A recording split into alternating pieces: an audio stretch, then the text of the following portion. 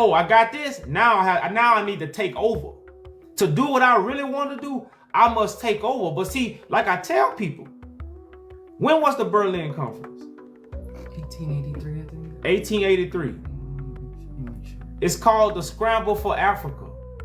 But if we were slaves in the 1600s and the white man is just scrambling for Africa in the 1800s, something don't make sense. 1884.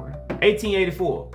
But if you was taking us from Africa in the 1800s and then you begin to scramble for Africa in the late 1800s and then you get the capital of Africa in the 1900s, everything make a little more sense. If y'all keeping up with me. Yeah, I think you gotta go a little slow with them. They don't really know what you're talking about. Well, they tell us slavery happened in the 1600s. But when you do history, the white man didn't begin to occupy Africa until the late 1800s. It's like I go to Africa, I stay there for a bunch of years. Now I gather with all my friends and we gonna see how we gonna take Africa. But if the white man came to Africa in the 1400s with Christopher Columbus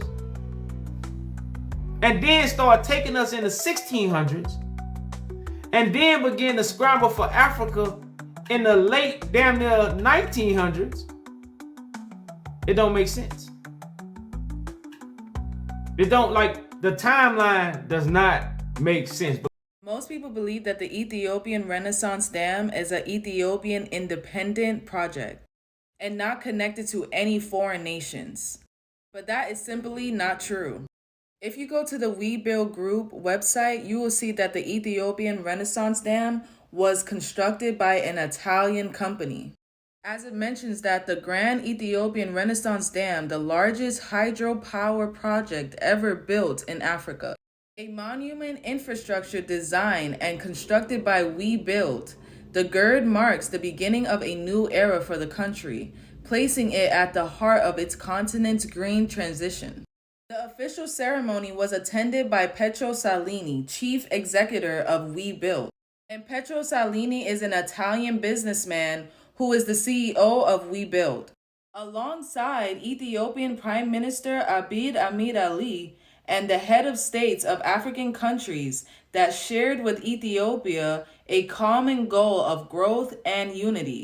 But this is not the first time this Italian company has been in Ethiopia.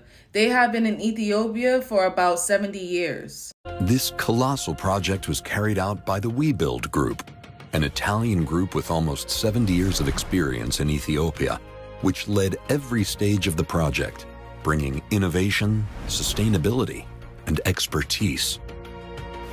Even though the Ethiopian government and the Ethiopian diaspora invested 90% of the project, the Renaissance Dam was a total of $5 billion. China played a key role in paving the road for construction. And in 2013, China granted 1.2 billion loans to build power transmission lines between the dam and local towns and cities. And in 2019, the Prime Minister of Ethiopia, Abiy, visit Beijing, China, promised an additional 1.8 billion to advance the expansion of Ethiopia's renewable energy sector. So the Renaissance Dam wasn't a full independent project. It depended on China's loans and the construction of an Italian company, the same Italians who invaded Ethiopia multiple times. And it might have had other financial influence through the Ethiopian government. But this information is not out to the public, so Ethiopia can have this independent look. Peace, y'all. Let's talk about it. Did we know that the Washington Times was writing about a black king in the 1900s? When we have been told we have been slaves for 400 years, they had a black king that was untouched by Europeans. And what I mean by untouched, he never been a slave, and he also can trace back what? His family members that never been slaves. So this slavery talk and what the things they have told us, y'all, man, is really crazy. But to know a black king was on the throne in the 1900s and they was writing about him, and they wasn't only writing just some little small things about him. These was significant things, especially for a black man that has been taught that he have been enslaved by a white man for 400 years. So let's just read this little part right. It says, Menelik of Abyssinia, the most democratic of all monarchs. Now, why is Menelik connected to a monarch that's most democratic out of all monarchs? Because when you deal with the throne of David, when you deal with the Solomonic dynasty, when you deal with the throne that's in Ethiopia, you're dealing with the wisdom of God. This will put you above all monarchs. And it's crazy how we know nothing about this throne. We hear about it, but we truly don't know about it. It says, he was seriously ill, dispatches from the capital of his empire to Rome. And if he should die, an outbreak menacing the safety of European representatives would likely be followed by a fierce scramble among the powers for his rich domain. Now, if you know anything about Menelik, Menelik passed in 1913. World War I broke out in 1914. And not only did Menelik pass in December of 1913.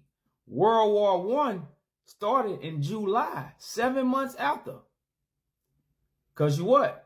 They had a scramble. The European powers scrambled for the rich domain in East Africa. So as you see, Menelik passes December 12, 1913. World War II, July 1914. So the newspaper was true. Now, if you was to read the newspaper, it go in a lot of details, some details about Menelik, and his history, and him fighting the Italians.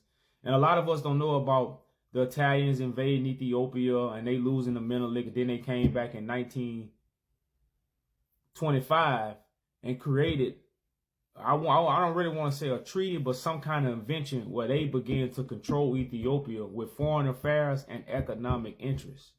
So Ethiopians wasn't, and it's crazy how at that time they had a king. Why wasn't Haile Selassie over the foreign affairs or had or appointed someone to be over the foreign affairs and the economic interests? Why Haile Selassie didn't appoint that? Why Great Britain had to what? Appoint this? And like I said, when we get into this kind of talk, y'all, it's a whole nother discussion to truly understand what actually went down in these times. But very few people tend to care about the 1900s because we've been slaves and we haven't got out of slavery. That's what we've been told. But the whole 400 years, now the slavery history is true. We were slaves, but not like they told us, not like they showed us. Slavery didn't happen like that. Slavery didn't last for 400 years. When you're dealing with the slave trade, y'all, you're dealing with something that's not too long. You're dealing with something that started in the 1800s. That's a whole nother topic. But I just want to show y'all how America knew about the Solomonic dynasty, the throne in Ethiopia, and this stuff is in newspapers. If you don't believe, because we try to share this with a lot of our people, and they don't believe it. It's crazy. And again, here's another picture of Menelik. I know a lot of people be like, where does African Americans come from? We come from Africa. A lot of us come from East Africa. If you look at a lot of these pictures of these ancient kings who sat on the throne in Ethiopia, their identical features match the African Americans and a lot of the African diaspora of the scattered Africans all over the world.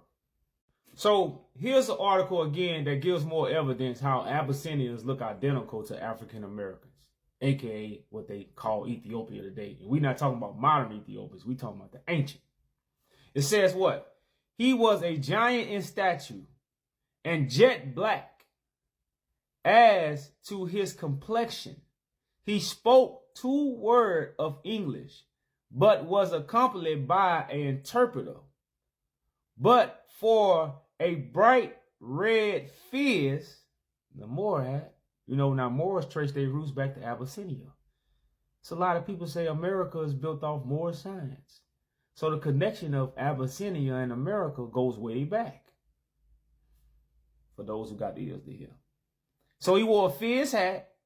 there was nothing about his conventional attire to distinguish him from a Afro-American. Why is they putting this in this news article? That he, it's hard to distinguish him from an Afro-American because the Afro-Americans come from Abyssinia. So it says somehow or other he did not hit it off well at the State Department.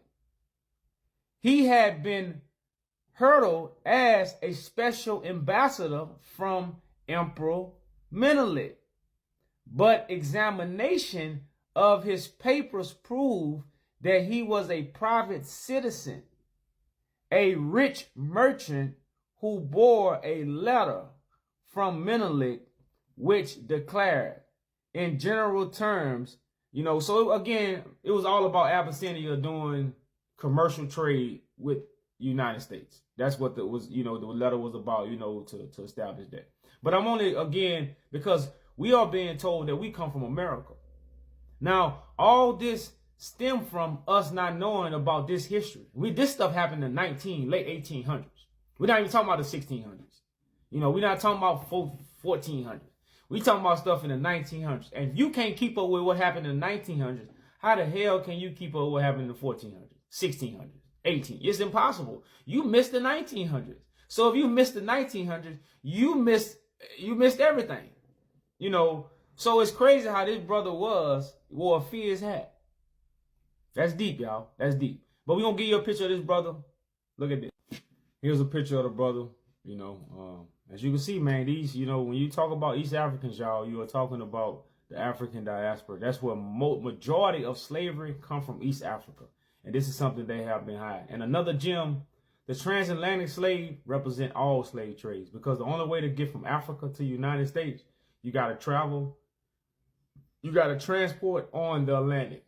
So the transatlantic slave trade represents all slave trades. And as always, we hope the Father has circumcised your hearts and ears for the message. Peace.